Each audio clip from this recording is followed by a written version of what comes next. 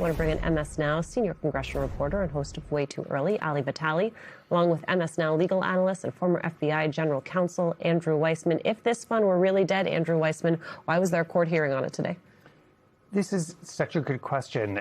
So the judge overseeing this has said, all you have to do if you want to show that this is not happening is file something signed by you that says in court under oath that it is not happening. And the Department of Justice is not doing that. That was the topic also of what Todd Blanche was asked at his confirmation hearing. And the number one question is, if it's really dead, why are you not willing to put your John Hancock on a piece of paper and file it in court and say it is dead? John Cornyn asked about that and said, you know, the agreement is between two parties. It says that there has to be, in order for it to be changed, for it to be dead, the parties have to sign something that says that. Your word is not going to be enough. It leads you to completely wonder, okay, the reason that it's not happening is because Donald Trump has said he is a fan of it. And so Todd Blanche clearly, in my view, doesn't want to get ahead of his skis and say, oh, this is actually dead, because Donald Trump has signaled that he actually wants to go forward. So for the senators who think this is sort of a red line, they will be sort of made fools of, given that Todd Blanche is not willing to 100% say, as a federal judge has said he can do, this is actually dead. Ali Vitale, let's talk about what those senators who've called this a red line, where they are now.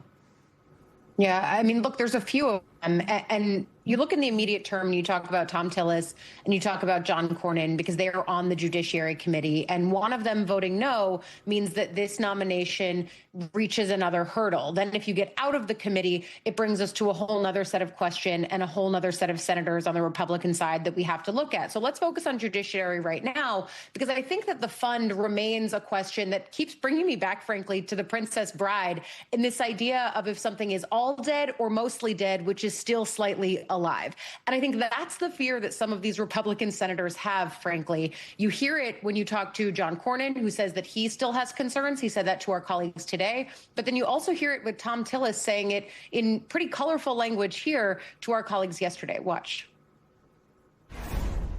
If the vote were today, would you be a no? Well, I've said the 1776. I don't know how better I can communicate other than the 1776 fund has to have a fork stuck in it. And at this moment, I could say we need 86 to 1776. Look, this is bad policy that's only, it's not aging well. So if anybody thinks people have forgotten about it, the Democrats will beat us over the head with this forever. He's right about the political ramifications, by the way, of Democrats trying to make hay over this. But I think it's more than that. And the way that I could ultimately see this being resolved is what Tillis floated during the confirmation hearing itself, Alicia, which is this idea that Congress should do something about it. And it takes me back to the way that I was looking at Blanche's entire confirmation hearing from the beginning, which is that for him to get the senators that he needs, he has to do things and make assurances that will upset and alienate him from the person that he needs to continue believing in him, which is Donald Trump, for him to keep that job. And he can't get it without making the things that would make it easy for him to keep it. It is a real paradox, and we're watching it play out in real time. It's pretty ridiculous that in order to not commit to writing this on paper, what instead Blanche has offered to do is draft the technical language for legislation. I mean, Tillis has said, that sounds great to him. Cornyn saying, it's actually overly complex and problematic to do this through legislation. Well, it's a private contract. Yes. And so what does this have to do with Congress? This is like saying, I need you to stop me. It is just absurd. Now, I just want to make sure people are aware of the sort of Plan B problem here, which is that Todd Blanche was asked and did not commit that another source of funds wouldn't be used to do the same thing. So the Federal Tort Claims Act, not to get too technical, is one such fund. So one way that the Department of Justice, and this is not fanciful on my part, they have already used it in connection with, for instance, paying over $1 million to Michael Flynn, which is they can try and do this not with a fund like called the 1776 weaponization or slush fund, but rather do it in sort of small little bite-sized pieces that don't have Democrats and Republicans looking at it and say we'll just do it in like drip, drip, drip, drip, drip, but to the same effect, so that people will put in claims to the Department of Justice. The Department of Justice will not oppose it.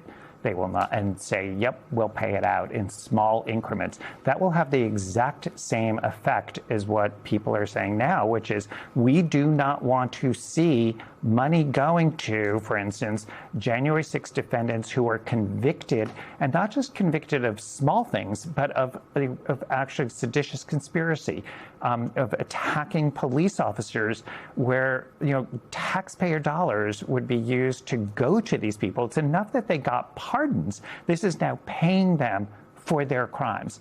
And so it's really important to remember that there's not just Plan A, this sort of slush fund, but it's useful to keep focus on Plan B, which is doing this through another means, because Todd Blanche would not commit that is something that would not happen. Ali Vitale, do you think Republican senators understood that, or do you think that was lost on them? I think that they understand it, especially because in the written questions, exactly what Andrew is talking about came up repeatedly. All of this is out in the open. And I think it's up to us as we track this new version of the Senate, where some of these folks like Tillis and Cornyn are unencumbered by the fact that they are not coming back to this chamber. In some way, Trump is involved in the reason that they're not coming back, whether in Tillis's position where he felt he no longer fit with the party, or in Cornyn's position where Trump endorsed against him in that Texas primary.